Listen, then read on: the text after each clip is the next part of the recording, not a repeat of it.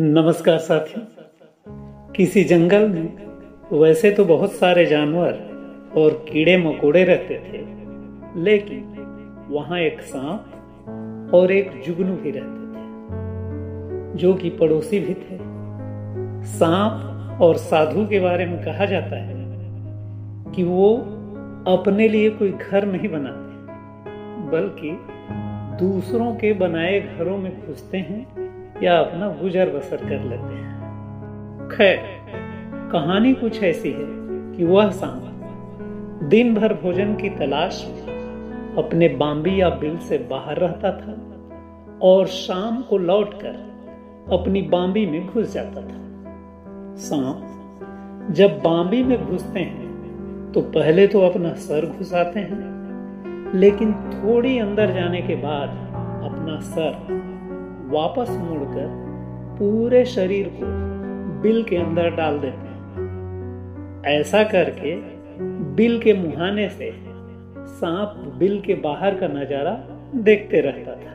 सांप के बांबी के पास के ही झाड़ी में एक जुगनू रहता था, जो कि शाम ढलने के बाद भी इधर उधर चलते फिरते उड़ते रहता था। शाम के अंधेरे में जुगनू खूब चमकता था।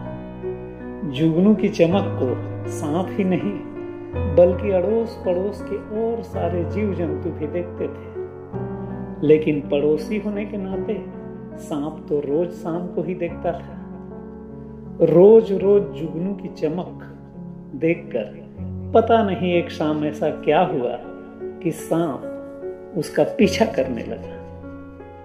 जुगनू जहां जहां जाए सांप वहां वहां जाने लगा और उसे अपने मुंह से निगल जाने के लिए झपट्टा मारने की कोशिश करने लगा। सांप की इस हरकत से घबराकर जुगनू बदहवास इधर उधर भागने लगा, लेकिन सांप भी उसके पीछे ही पड़ा रहा।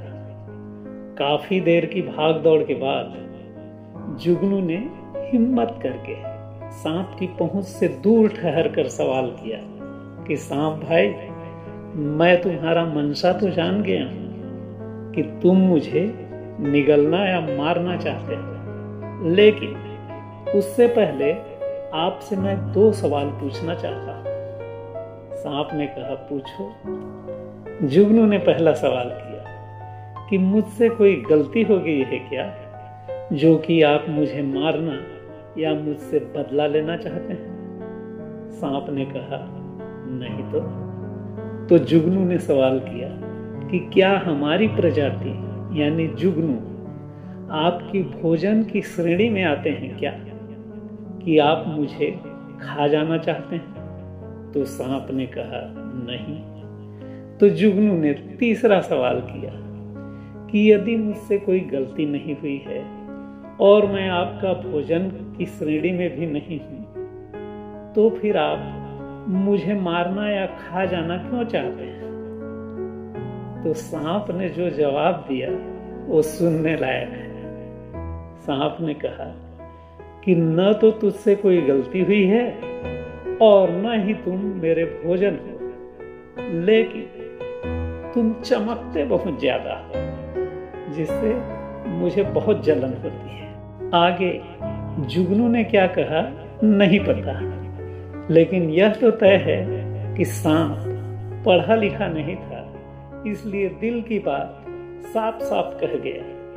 पर यह घटना सांप और जुगनू के लिए ही नहीं बल्कि हम आदमियों के ऊपर भी लागू होती है। इसलिए ज्यादा चमकने वाले लोगों को देखकर उनके पड़ोसियों की दशा भी उस सांप की तरह ही होती है, किंतु पढ़े लिखे होने के कारण बेचारे दिल की बात जुबान तक नहीं ला पाते, पर चाहते तो वो भी हैं कि वो अपने या अपने पड़ोस के ज्यादा चमकदार आदमी को कितना जल्दी निगल जाए। आखिर में इस कहानी से एक बात स्पष्ट है कि यदि लोग आपकी ज्यादा बुराई करते हैं या बैर रखते हैं आपसे या जलन करते हैं, तो यह मानकर चलिए कि आप उन सब से ज्यादा चमकदार हैं।